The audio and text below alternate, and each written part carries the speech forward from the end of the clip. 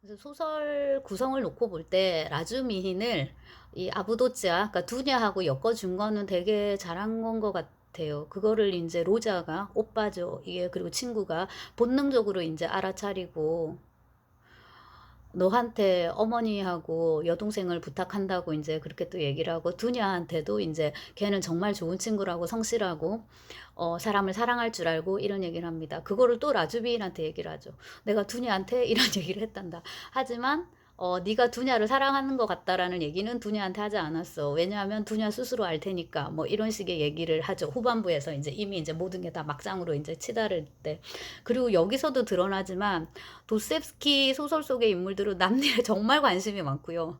너나 할 것 없이 남녀노소, 뭐 배움의 정도, 뭐 이런 걸 다 빼고 전부 다 남일에 너무나도 관심이 많고 그 다음에 말을 너무 많이 옮겨요. 얘가 했던 말도 저기다 하고 또 제가 했던 말 또 여기다 하고 그러니까 소설이 계속 두꺼워지는 거예요. 동일한 정보를 다른 사람의 입을 통해서 또 얘기를 합니다. 그러다 보니까 서로가 서로의 마음을 읽고 있고 서로가 서로의 말을 반복하면서 그게 이제 하나의 거대한 하모니를 이루는 것 같이 됩니다. 이거를 바흐진이 다성악이라고 이제 부른 거죠. 다른 식으로 우리가 다성악, 폴리포니아, 그거를 이제 폴리포니를 이제 분석할 수도 있겠지만 이 점에서 이제 그게 도스옙스키 소설 가장 두드러지고 톨스토이 소설은 단성악이라고 상대적으로 얘기를 하는데 톨스토이 소설은 그 귀족들이 나오는데 걔네들도 물론 말이 많지만 그래도 귀족들은 말을 하면 안 된다라는 원칙이 있잖아요. 그러니까 가십으로 이렇게 이걸 퍼뜨리면 안 된다라는 게 있기 때문에 흡사 영국식 저널리즘하고 마찬가지로 그 사교계의 담론이라는 거를 자기들끼리 어떤 룰에 따라서 이렇게 퍼뜨린단 말이에요. 그래서 내가 하는 말은 너는 몰라 이렇게 돼요. 서로가 서로에게 의식적으로 이렇게 닫혀 있습니다. 이 말이 얘한테 전달되는데 좀 힘들어요. 근데 이제 도스옙스키는 반대로 다 열려 있어서 이 말 저 말을 다 공유하게 되죠. 그래서 이제 독자 입장에서 보면 아주 시끌벅적하고 굉장히 역동적인 그런 다성악과 이제 우리가 마주하게 됩니다. 뿔헤리아 알렉산드로브나와 이 아부도치아 같은 경우에는 소설 초반에 이미 나오죠. 편지를 통해서. 그리고 엄마도 어찌 말이 많은지 그 안에서 우리가 모든 얘기를 다 알게 돼요. 스비디가를 보면 마르파 페트로브나 다 알게 됩니다. 그러고 이제 이 사람들이 이제 바로 페테르부르크에 와가지고 이제 만나게 되는데 소설 속에서도 이제 우리가 얘들을 만나게 되는데 이 중에 이제 두냐 같은 경우에는 어느 정도로 지적인 능력이 있기 때문에 또 성깔도 있기 때문에 오빠하고 이제 대화가 돼요. 근데 먼저는 이제 후반부인데 라스콜리니코프가 제가 그건 그때 말씀드렸잖아요.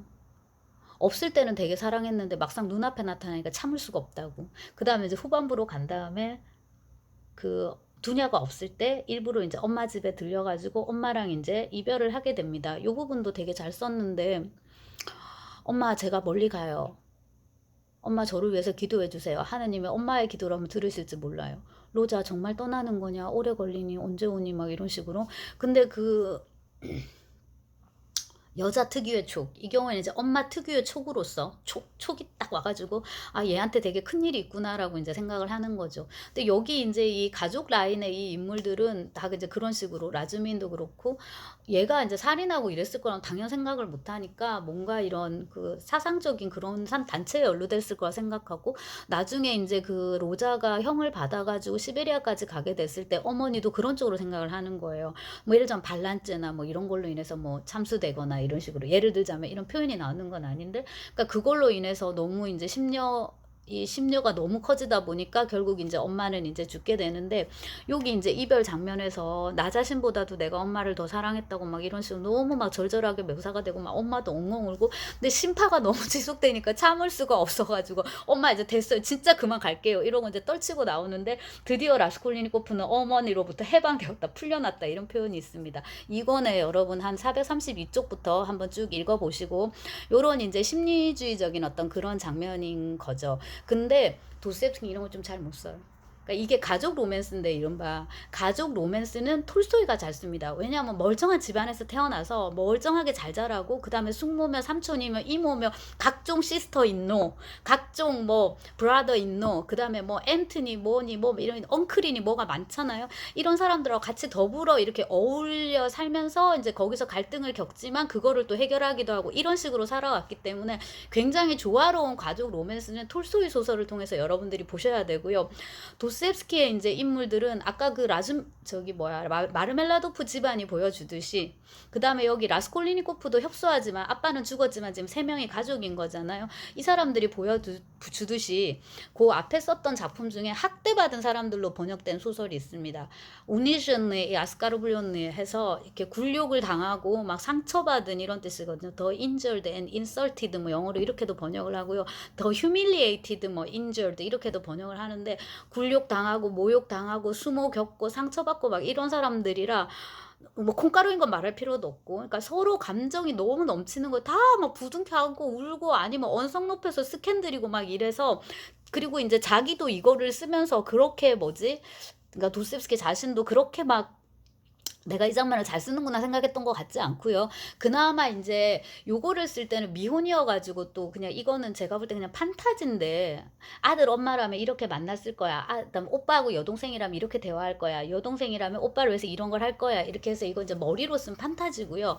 근데 이제 그 백치, 악령, 나중에 까라마조프를 쓸 때는 자기도 결혼했으니까 도스옙스키도 이제 결혼을 했고 애도 낳았고 심지어 이제 그 중에 한 아이, 심지어 두 아이가 죽는 고통도 이제 겪었고, 그 다음에 이제 그 자기가 직접 뭐 애를 젖먹이고 하고 키우진 않았지만 마누라가 애 키우는 걸 옆에서 이렇게 보고 하니까 그런 거에 대해서도 그나마 까라마조프가 형제들에서는 조금 사실적으로 쓰는 거예요. 그리고 이제 약간은 그 끼워들기처럼 해가지고 꼬맹이들 대화하는 장면이 있거든요. 저는 그거는 아빠 도스옙스키가 썼을 거라고 생각을 해요. 근데 그것도 별로 그러니까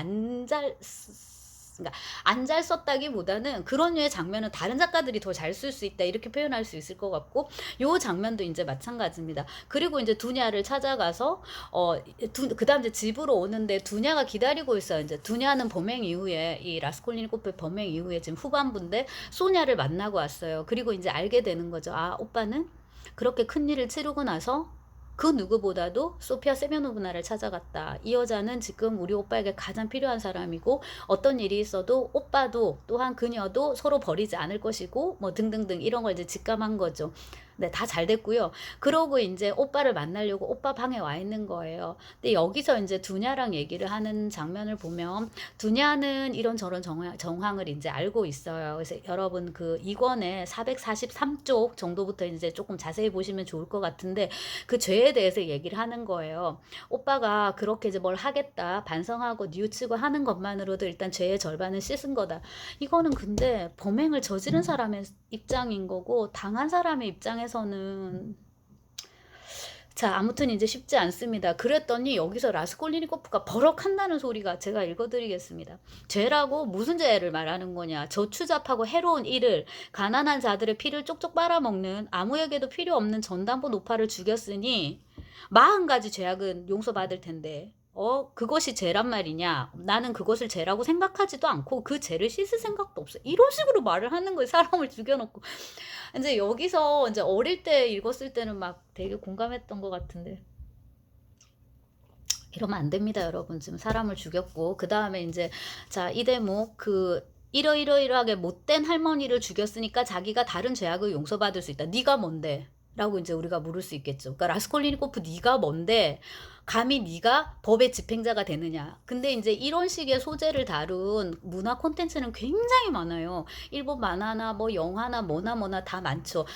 우리가 공적인 이런 권력을 믿지 못하니까 내가 나 스스로 직접 단죄하겠어 라고 이제 이렇게 나서는 거죠. 그래서 얼마 전에 이슈가 됐던 그 디지털 교도소인가? 제가 그거 보고 진짜 황당해서, 물론 이제 법 집행이 제대로 이루어지지 않고 그 다음에 이런 극악한 흉악범죄를 저지른 사람들에 대한 단죄가 충분히 이루어지지 않다라는 거에 대한 어떤 전 국민적인 분노는 있을 수 있어요. 우리가 공분이란 말을 쓰잖아요. 같이 이렇게 분노할 수는 있는데 그거에 대해서 누군가가 그런 그 사법권을, 더군다나 그 집행권을 가져가가지고 그런 식으로 린치를 가한다는 거는 그게 더 무서운 이제 범죄인 거예요. 그거에 대해서 여러분 경각심을 가지셔야 되고요. 또 하나, 우리나라뿐만 아니라 다른 나라도 자력 구제를 금지하고 있습니다. 뭔 말이냐면 누군가 날 한 대 쳤어. 내가 기분 나쁘죠, 그죠? 내가 저놈을 같이 치잖아요. 그럼 나도 잘못한 게 되는 거예요. 물론 이제 정당방위라는 게 있긴 하지만, 이런 경우에 내가 뭔가 피해를 입었다고 생각하면 나 스스로 나를 구제하려고 하지 말고 경찰이나 뭐나 가가지고 저놈 좀 좀 어떻게 해주세요라고 이제 해야 되는 거예요. 그거가 이제 법치주의 국가고 우리가 여기까지 오기 위해서 굉장히 많이 이제 노력을 하고 그런 합의와 뭐와 뭐 끝에 지금 이런 시스템을 만들어 놓은 거잖아요. 근데 이제 시스템이 한번 만들어지면 이건 이제 우리가 고쳐야 되는, 그걸 따라야 되는 거니까. 네. 그게 있고요. 그다음에 그 이런 논의가 있을 때마다 그 얘기를 하는 거죠. "야 판사야." 진짜 요즘 하는 말로 판 이렇게 세 해 갖고 막 욕설도 많이 쓰는데 "네 딸이 그런 일을 당했으면, 네 아들이 그런 일을 당했으면 니는 가만히 있겠냐? 네가 그따구로 뭐 판결하겠냐?" 이런 식으로 얘기를 하는데 그건 전혀 다른 문제. 그 사람이 사적으로 그런 일을 겪었다면 그건 아버지로서 분노하고 그다음에 액션을 취해야 되는 거고요. 그 사람이 판사로서 그 자리에 있을 때는 법전에 따라서 기존의 판례에 따라서 우리가 배워온 거 있잖아요. 그거에 따라서 형량을 조절할 수밖에 없는 거예요. 그다음에 자신의 뭐 양심의 판단이나, 그래서 항상 보면 판사 이름이 이제 들어가는 거잖아요. 그 책임지고 하라고. 근데 이 라스콜리니코프는 지가 뭐라고 지금 이렇게 되는 거예요. 그리고 할머니를 죽여놓고도 죄송하기는커녕 그냥 이를 죽였을 뿐이라고. 그래서 이제 소냐가 막 버럭하면서 너는 사람을 죽여놓고 지금 이라고 말하는 거냐고. 브라칠라비에까 보시.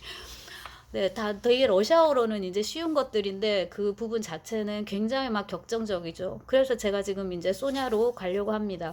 요 두냐의 요 측면을 소냐가 조금 가져가는 것도 있는 것 같아요. 지금 얘기를 하다 보니까. 왜냐하면 이제 여동생이고 여기는 이제 아내, 그러니까는 그 우리로 치자면 이게 뭐야, 신우 올케가 아닌데 여기까지는 이제 사이가 좋은 거죠. 그 다음에 이제 앞서서 라스콜리니코프도 이제 그거를 살짝 비교를 했던 거잖아요. 몸을 판다. 두냐는 이제 합법적인 어떤 결혼을 통해서 이제 그거를 하는 거고, 이 소냐는 뭐니? 오로지 가족을 이제 뭐야, 위해서 자기 이제 희생하는. 그리고 이제 여기 이제 진짜 외춘부로 이제 이렇게 등장을 시켰으니까 당연히 이제 소냐에 대해서는 할 얘기가 네, 많아질 수밖에 없겠습니다. 어떻게 생겼냐면 작고 말랐고 눈은 푸른색이고 머리는 금발입니다. 그래서 금발의 푸른 눈 그냥 떠올리면은 굉장히 예뻐야 될 것 같은데 이제 그렇게 설정하기보다는 되게 불쌍하게 이렇게 이제 해놨죠. 나이는 18살이고 네, 사람으로서 제일 이쁠 때, 여자로서 제일 이쁠 나이 낭낭 18세. 근데 이제 그 짙은 그 화장을 짙게 이렇게 하고 있을 때는 몰랐는데 그거를 다 지우고 그냥 되게 허름한 복장을 하고 이제 왔을 때, 그 라스콜니코프 집을 찾아왔을 때 되게 앳돼 보인다고 이런 표현이 나오고요. 그렇게 안 예쁘지만은 눈이 맑아서 맑은 눈을 지니고 있었다라고 나오고, 얼굴이 각졌다라고 나와서 혹자는 이 소냐의 각진 얼굴이 흡사 그녀가 미모가 되게 빠지는 것을 얘기하는 걸로 이렇게 잘못 오독을 하는데, 이 코카시안 유럽인들은 얼굴이 각진 게 우리나 그렇지 얘들은 절대 그렇지가 않고, 여러분 세대에 뭐 배우는 여러분들이 찾으시고 뭐 기네스 펠트로나 조디 포스터나 보면 다 얼굴이 이렇게 사각이거든요. 작고 사각이에요. 근데 되게 그게 또 지적으로 보이고 그렇습니다. 근데 소냐는 여기서 이것도 약간은 그 뭐야, 산전수전 막 고통 이런 거를 다 강조하기 위해서 이제 다 강조되는 그런 좀 디테일인 것 같습니다. 자, 그렇고 그 다음에 이제 소냐를 되게 이제 불쌍한 인물로 묘사를 해놓고 그거에 이제 정점이 매춘부. 근데 이것도 처음에 마르멜라도프가 얘기를 할 때 우리 여자애들이 이렇게 일을 해가지고 멀쩡하게 일을 해가지고 돈을 제대로 벌 수 있는 일이 뭐가 있겠냐고. 그래서 맨 처음에 이제 얘기하는 게 이게 바느질인데, 생각을 해보면은 기성품을 생산하는 기술이 많이 발달하지 않았기 때문에 그 당시엔 이렇게 바느질을 수작업으로 해야 될 일이 되게 많았던 것 같고, 리자베타는 그 일을 하면서 계속 먹고 살아요. 그래서 야, 리자베타가 도끼로 살해당했대라고 나스젠카가 얘기하잖아요. 나스타샤가 얘기하잖아요. 근데 라스콜리니코프한테 그 옛날에 노 루바시카도 수선해 준 적이 있잖아 라고 얘기를 하거든요. 그러니까 이 일대의 모든 루바시카는 다 이제 리자베타가 수선해 주고 있는 거죠. 그리고 이제 이 소냐도 처음에는 이제 그 일을 이렇게 했는데 이런 거 저런 거 이제 할 수 있는 게 이거랑 세탁부랑 뭐 이런 건데, 하다가 이제 결국에는 다 때려치우고 이쪽으로 이제 가게 됩니다. 근데 거기서 그 까체리나가 그 말 하잖아요. 그게 무슨 신수단지라고 그렇게 모시고 사냐 이런 식으로. 그러니까 이제 흑흑흑 해가지고 소냐가 이제 나가서 처음에 이제 이렇게 하고 돈을 갖고 와서 이제 그 까체리나한테 주고 둘이 같이 막 부둥켜 울고. 이 얘기는 전부 다 이제 마르멜라도프가 술집에서 하는 얘기였고요.